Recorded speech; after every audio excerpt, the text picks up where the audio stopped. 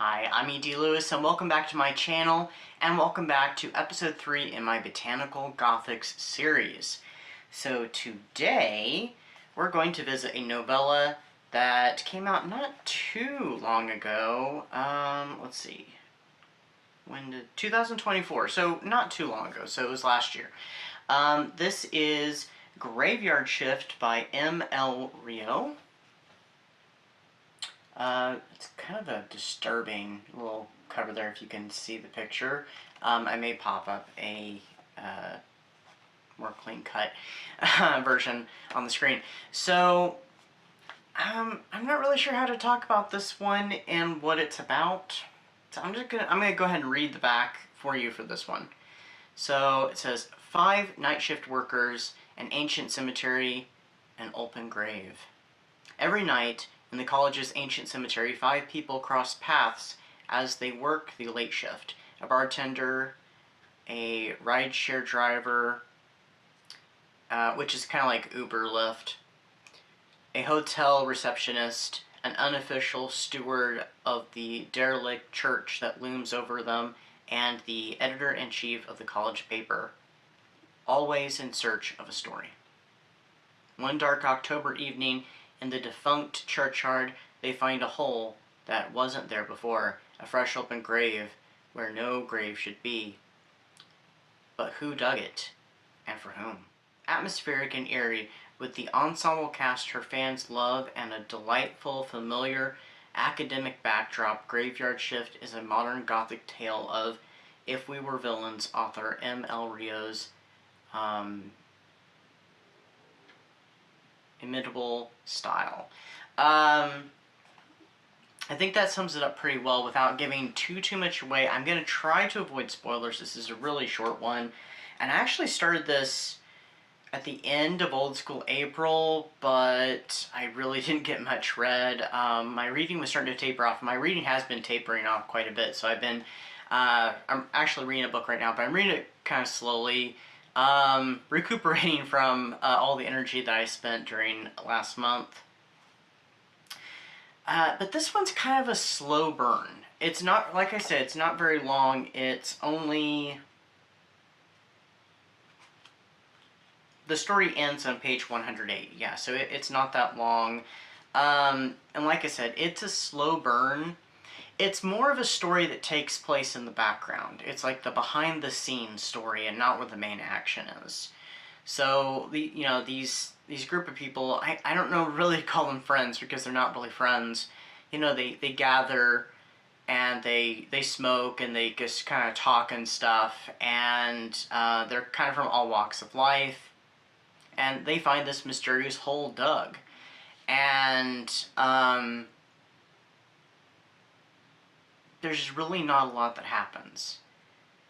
Some of the characters go and investigate the kind of this old church that's at the cemetery, and then they witness something, someone coming back to the grave for their nefarious deed, which starts them on this investigation to this scandalous thing that's going on with, without the students or faculty knowing about it. Like I said, it's hard not to spoil it, or even how it fits into the Botanical Gothic. It has to do with, no, I don't want to say, I'm sorry. I really don't want to, I don't want to spoil it for anybody who does want to check it out. I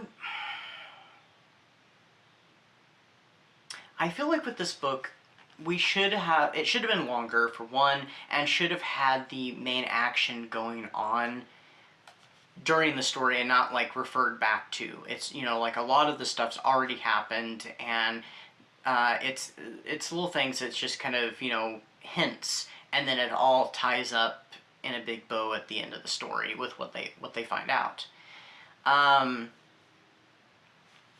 But yeah, it's very much about the investigation and finding answers to these events that really have, that have happened a while ago and have been happening, and nobody has realized that they're all tied together. What saved this one for me, for getting as high of a rating as it got, this gave it a half star extra.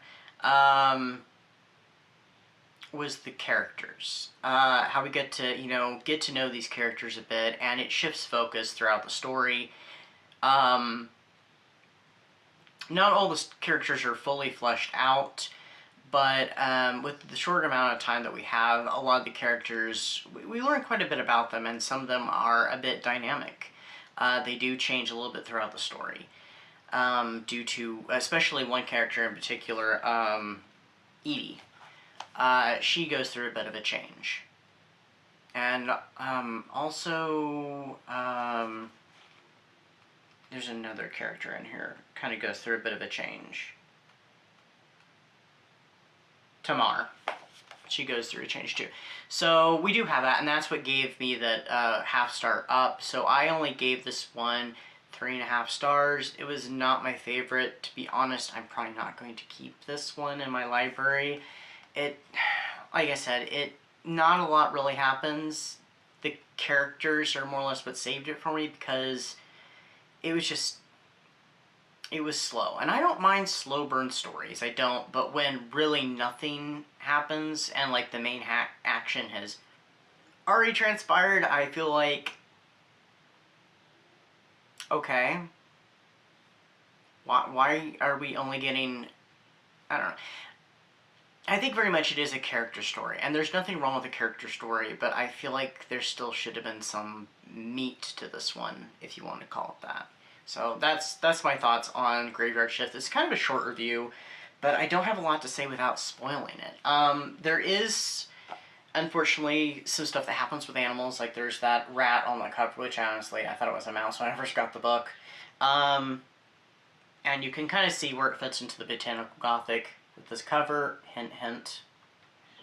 So, yeah, and it kind of focuses around kind of this fear of pharmaceuticals and what, kind of going back to the, people playing God thing that we experienced with Rappaccini's daughter in my first episode. So it harkens back to that, but this one kind of focuses on a bit on pharmaceuticals. So, a little bit of a spoiler there. But yeah, so that's my take on this one. I guess the book that she's famous for writing, If We Were Villains, I guess is really popular, and it does have the prologue for that in the back of the book. So I may check that out before I pass it on to somebody else. There's also a playlist in here, because there's lots of songs referenced in the book. And also there is a cocktail, because one of the characters is a bartender. Actually, there's 2 cocktails.